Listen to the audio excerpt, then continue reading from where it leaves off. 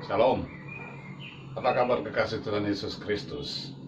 Kiranya damai sejahtera dari Allah Bapa dan kasih setia dari Tuhan kita Yesus Kristus serta Roh-Nya yang kudus senantiasa menyertai kita semuanya. Amin. Pada episode edisi ke-24 dengan seri 1801, sebuah catatan keluarga atau A Family Record. Sekarang kita bahas kata pengantar dari kitab 1 Tawarikh atau First Chronicles yang merupakan kitab ke-13 pada perjanjian lama dari Alkitab. Kata pengantar ini saya kutip dari buku The Student Bible yang telah selesai saya terjemahkan ke dalam bahasa Indonesia. 1 Tawarikh atau First Chronicles, sebuah catatan keluarga. Fakta-fakta ini mengingatkan orang Israel akan tempat mereka dalam rencana Tuhan.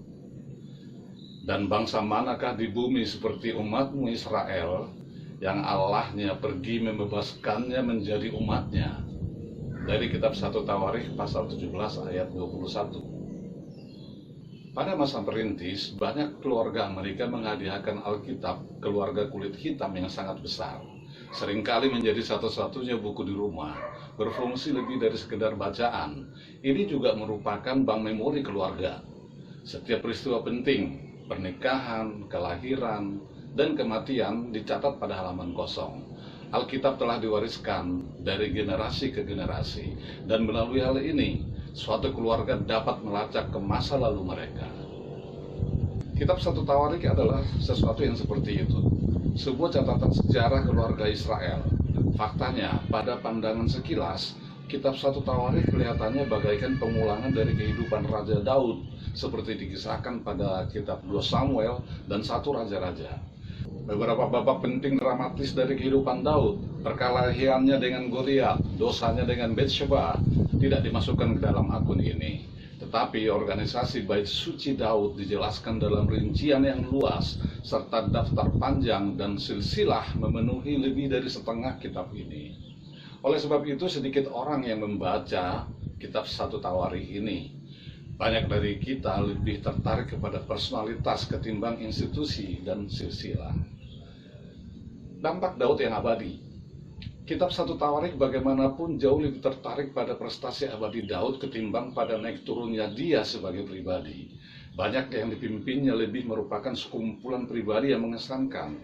Ini didirikan pada janji Allah yang teguh kepada anak-anak Abraham. Allah telah menjanjikan akan menyediakan kepemimpinan.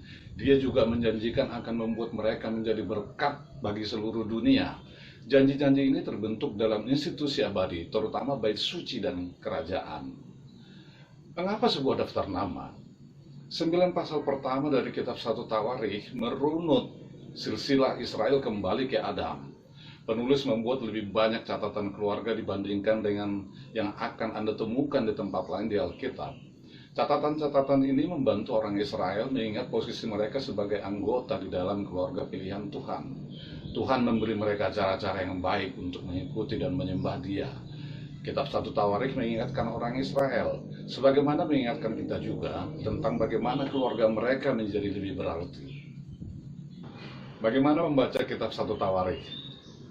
Beberapa orang akan senang membaca banyak daftar dan silsilah kitab 1 Tawarikh secara langsung. Anda sebaiknya mendekatinya lebih seperti teka-teki. Jangan sampai sesat pada ratusan nama-nama. Sebaliknya, cobalah memahami bagaimana bagian yang berbeda dari kitab 1 Tawarikh pas bersama. Untuk masing-masing bagian, pertanyakan, mengapa ini dimasukkan? Apa artinya ini bagi para pembaca awal, bagi bangsa Israel yang telah kembali dari pengasingan Babel? Bagaimana hal ini menguatkan mereka saat mereka membuat sebuah permulaan yang baru? Kitab 1 Tawarikh dibagi secara jelas menjadi 2 bagian. 9 pasal pertama terutama berisi daftar nama yang di dalamnya orang Israel dapat membaca pohon keluarganya dan menemukan warisan mereka. Pasal 10 hingga pasal 29 memberitahukan kisah Daud, berfokus pada peninggalannya bagi generasi mendatang, terutama bait suci. Daud, pendiri bangsa Israel, mengatur bangsa itu dalam satu cara yang bertahan hingga ratusan tahun. Salam. Saya Andi Parwan Tambunan menyampaikan terima kasih Anda telah menyaksikan edisi YouTube dari Ala Perkasa Televisi Channel. Jika Anda berkenan, mohon Anda like, share, subscribe, dan tekan tanda lonceng agar Anda tetap terupdate dengan edisi-edisi selanjutnya dari Ala Perkasa Televisi Channel. Dari daerah Bintaro Jaya, Tangerang Selatan, saya menyampaikan Tuhan Yesus memberkati kita semuanya. Amin, amin, amin.